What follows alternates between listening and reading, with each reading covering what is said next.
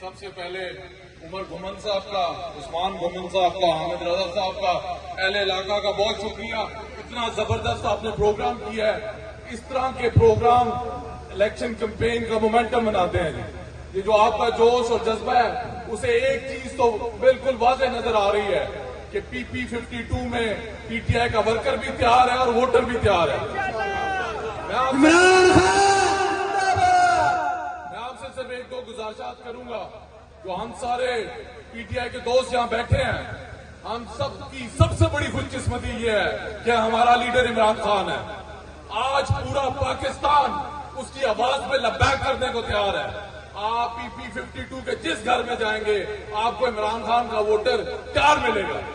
یہ بڑی کم پارٹیز پہ اللہ ایسا ٹائم لاتا ہے کہ اس کے ورکر کو اس چیز کی فکر نہ رہے کہ ووٹر تیار ہے کہ نہیں تیار، وہ اس کے لیڈر کے لیے تیار ہے.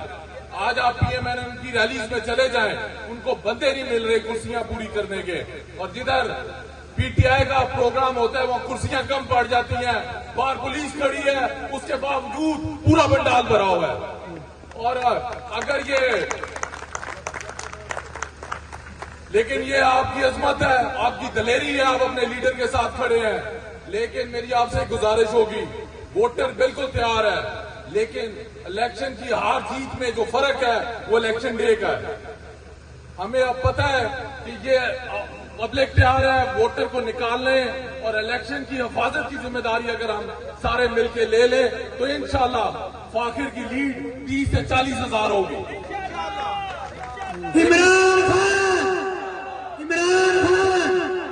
لیکن اس کے لیے ہمیں 1 جون کو اپنی ذمہ داری نبھانی پڑے گی.